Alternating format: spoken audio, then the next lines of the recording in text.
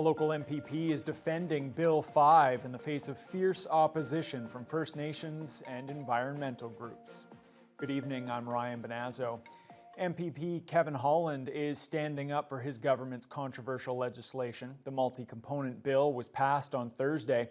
It allows the province to designate special economic zones where laws could be suspended for key projects like the Ring of Fire. Jessica Clement reports.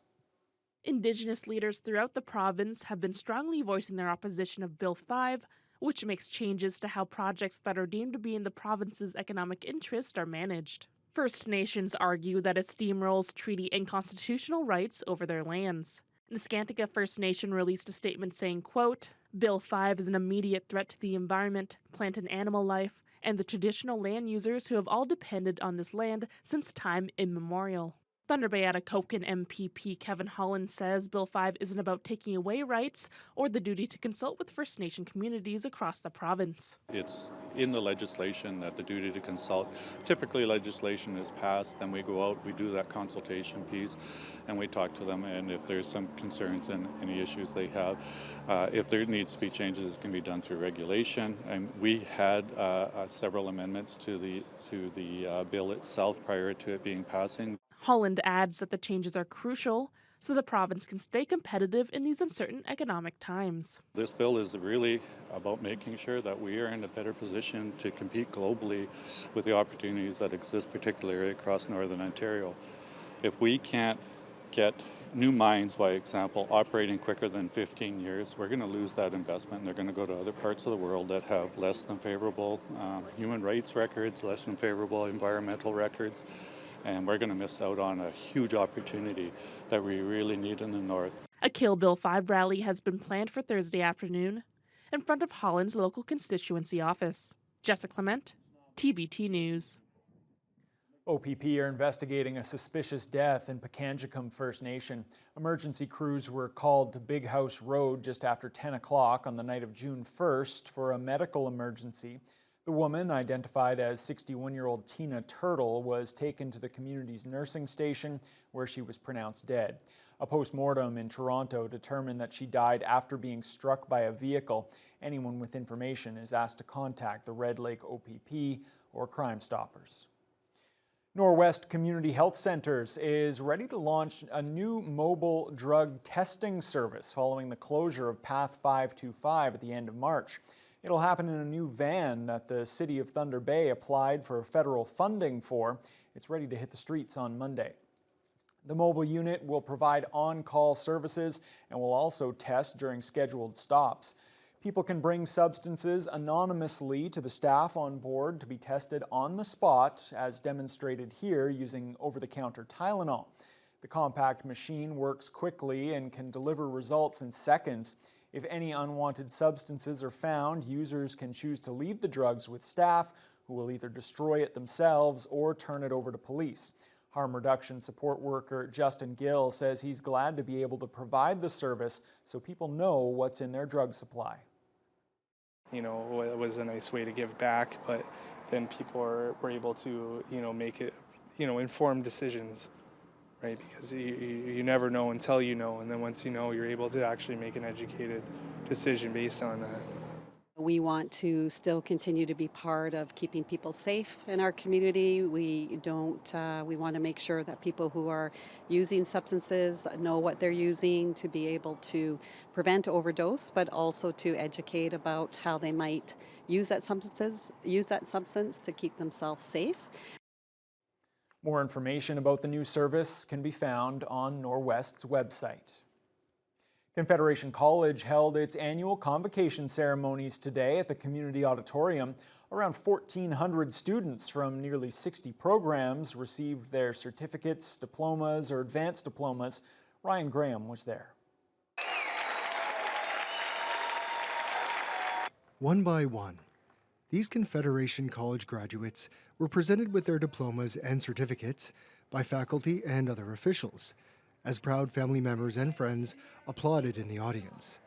President of Confederation College, Michelle Salo, knows firsthand how much this achievement sets the foundation for the graduating students for the rest of their lives, and how much employers appreciate college graduates and the hands-on experience that they receive. Well, this is really what we're here for. It's to see our students walk across that stage and move on to their new careers, their new lives, and using Confederation College learnings to, advance their lives into the next step. So for all of us, it's just a culmination of all that hard work and all the support, and to see the smiles on their faces when they come across is just so rewarding.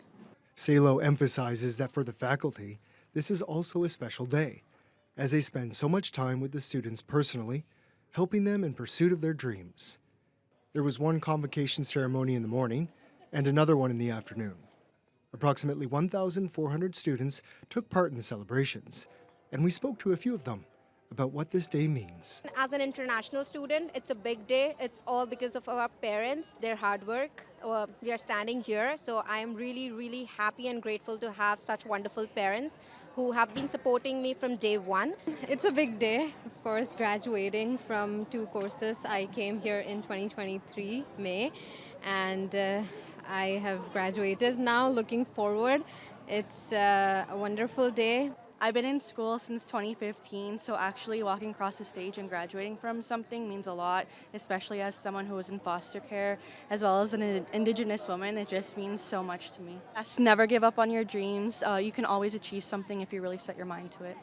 All in all, it was a monumental day for these graduates, as they will now move on and continue to learn and grow.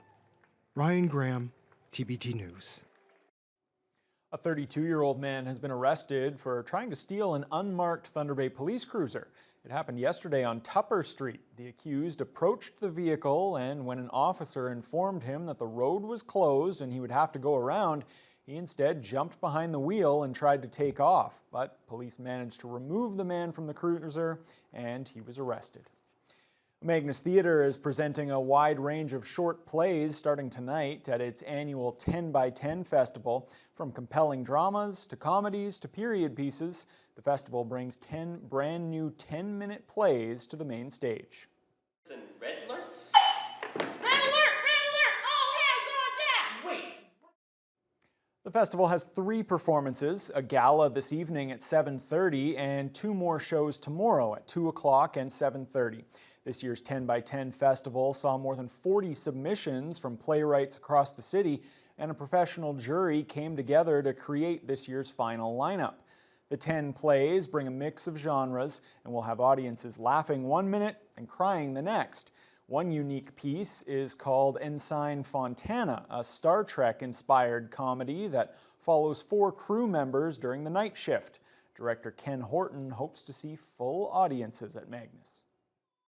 Everyone should come out and see 10x10. This is your stories in your community told by your friends, your neighbors, and there is so much talent and you really don't want to miss out. It's a great platform for either experienced writers or budding playwrights to have their work put on in front of a large audience on our professional stage, and that's a great opportunity for people. Tickets are available on the Magnus website, by phone, or at the box office. Well, it's time to celebrate French-Canadian culture here in Thunder Bay. The first ever Festival Bonjour kicked off last night at Waverly Park with a musical lineup featuring the Thunder Bay Community Band.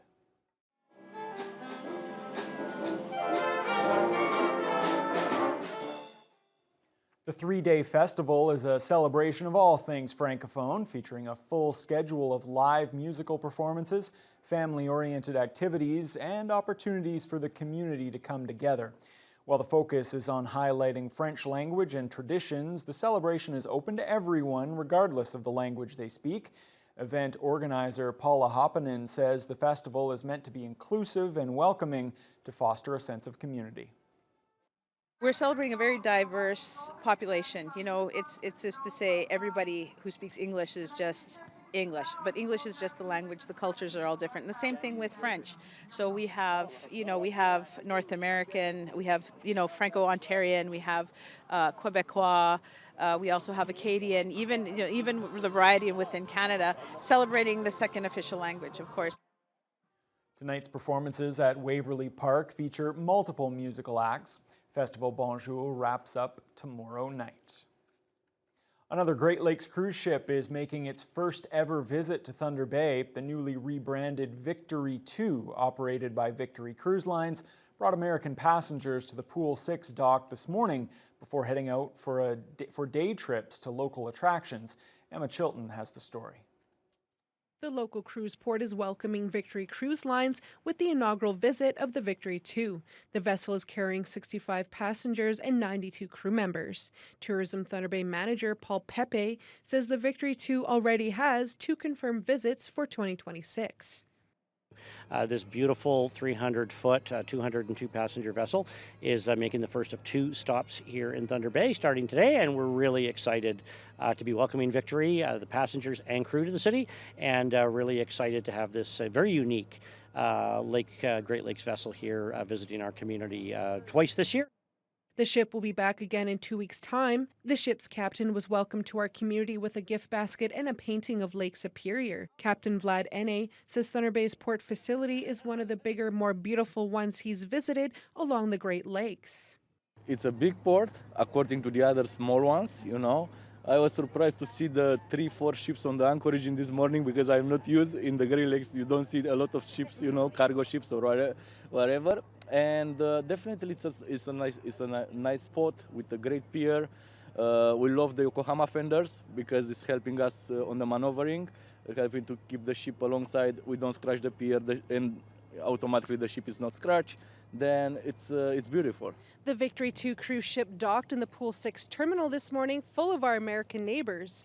They continue on their 14-day cruise tonight at 9:30, heading to Sault Ste. Marie to explore the Sault area before heading back to Chicago. Emma Chilton, TBT News. Well, great to see those tourists visit our city. Unfortunately, Fiona, they came on a day when the smoke from those wildfires returned in a big way. Yeah, it's all about the direction of the wind right now, and that is why northwestern Ontario, the skies seem to fluctuate so much. At least we are getting some very comfortable temperatures. After a low of 6, we topped out at 23. Now, winds have been relatively light. They have been primarily from the west in the Thunder Bay region today, but ranging only from about 5 to 15 kilometers per hour. It's only been a couple times in the last hour or two that we had gusts up to 33 kilometers per hour, but not really lasting very long. So although we started out mostly cloudy, we became mostly smoky for the rest of the day. Then throughout the region, temperatures fairly seasonal. We've got low 20s to the west. We head into the very, very high teens towards the east. But sky conditions, well, it was a mixed bag. We had a whole lot of haze in Fort Frances throughout the day. Red Lake started out with nothing but smoke, but there, winds shifting just a little bit and coming more from the west seemed to clear out some of the smoke. And right now, for the last few hours, they've been mostly cloudy. Greenstone and Armstrong had beautiful sunny skies with just a couple of clouds popping up throughout the day, and mostly cloudy in Sault Ste. Marie. Now, the temperature-wise, the 2 areas of note, Marathon at 13 and Sault Ste. Marie at just 12. And that's because of the cooler winds off the lake from the west, keeping things just a little bit more chilly. Here in the city of Thunder Bay, we are going to drop down to a low of 5, and that widespread smoke will continue throughout the night, and winds will be very light from the south of 5 to 15 kilometers per hour. So the winds are not going to help us much. Now, as we take a look at the weekend, those shifting winds that I'm talking about, they're going to start to come around from the southeast. That means they're coming from an area where there is no smoke, and that is definitely going to help. We might still have pockets of localized smoke, but it will be better for those who are dealing with breathing issues from the smoke in the air.